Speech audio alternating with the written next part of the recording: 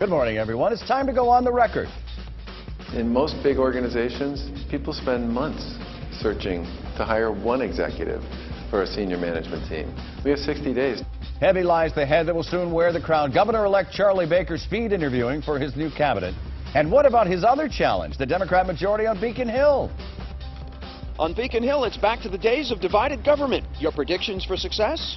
Democrat Maura Healey wins her race for Attorney General with more than 62% of the vote. She is our guest this morning. We'll talk about her plans to replace Martha Coakley. And you can forget South Station. It's now the Governor Michael S. Dukakis Transportation Center. The three-term governor gets a much-deserved honor. From WCBB Boston, the inside word from Washington to Beacon Hill. Today's newsmakers are going on the record. Good morning, everyone. I'm Ed Harding, along with News Center 5's political reporter Janet Wu. Thank you for joining us on OTR. Our guest this morning is the new Attorney General-elect Maura Healey. She has gone from a political newcomer to top player in the state in just over a year. So, A, congratulations on your impressive win, and B, stand by because here it comes. Are you ready? I am. Thank you for being here with us today. You're succeeding a woman who sent a very poignant and a very personal message to women who will follow her on the political stage, not only you, but others. Let's listen to what she said this morning, the morning that she conceded the governor's race. That's right. It's important that you lean in.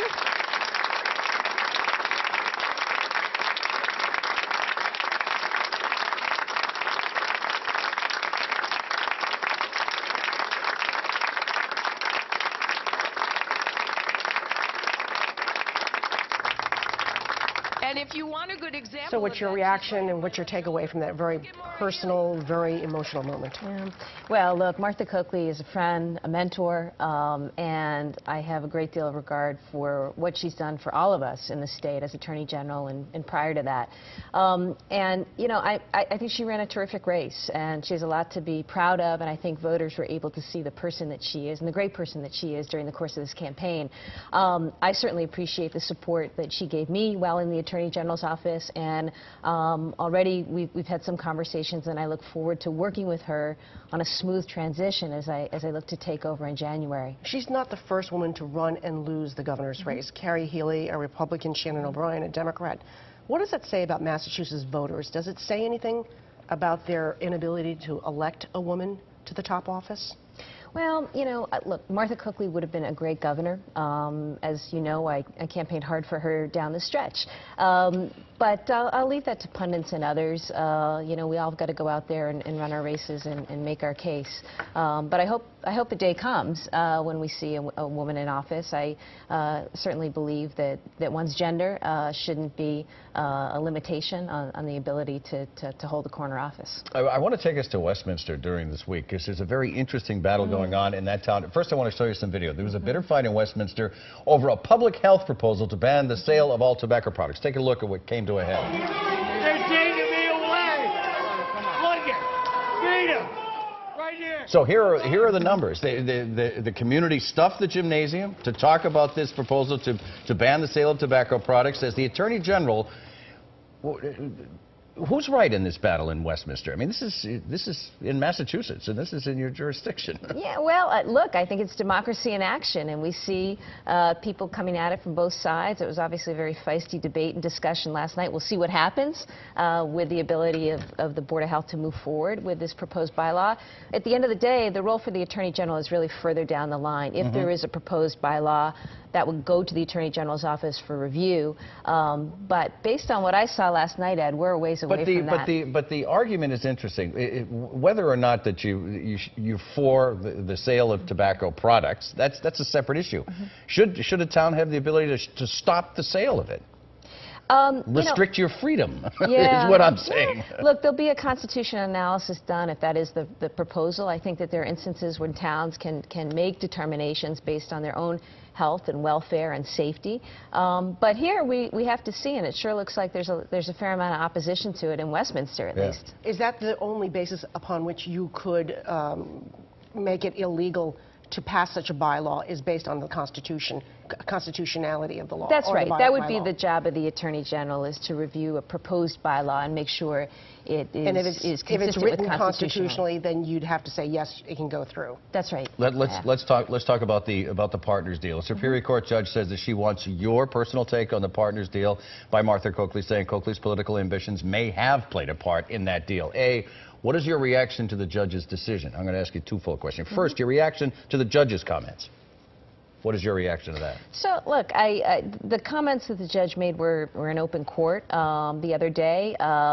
You know, let me say that I am very respectful of the transition process. I am the Attorney General-elect. I will not be sworn in until January. And in the meantime, this is an open case, a live case, before a judge, before the court. And so, you know, at this point, that is a decision that is rightfully before the judge, and I'm respectful of that process. It really, given that the Attorney General's office is handling this and will continue to handle this for the next couple of months, it's not appropriate for me to comment. Okay, well, that probably answers this question. Forget the simplistic nature of the question, but do you think it's right for the judge to say, let's wait for the new Attorney General to come in?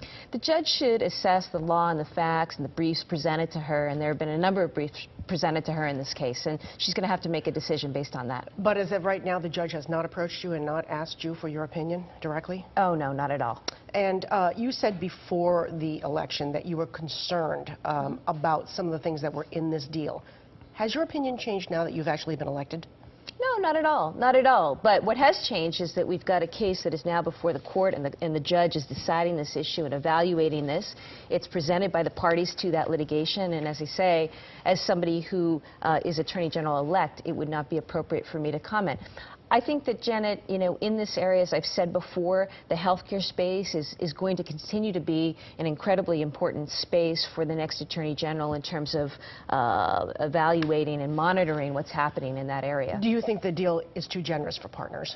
Bottom line. What I've said is that, look, it's not appropriate for me to comment beyond what I've already said about this.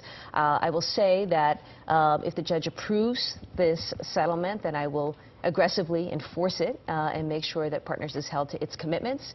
If the judge declines to do that, then at the appropriate time I'll consider all the options available. What about the other side? Is it too consumer unfriendly? Does it create difficult paths for the consumer? More money, I guess, for the consumer, ultimately. I think what you saw is with any agreement that this is a proposal, that it reflects a compromise, and the Attorney General has put forth an agreement in an attempt to serve the public interest. So the judge is going to have to decide right now. But you don't want to tell us today what you plan to tell the judge when the judge asks you. That's right.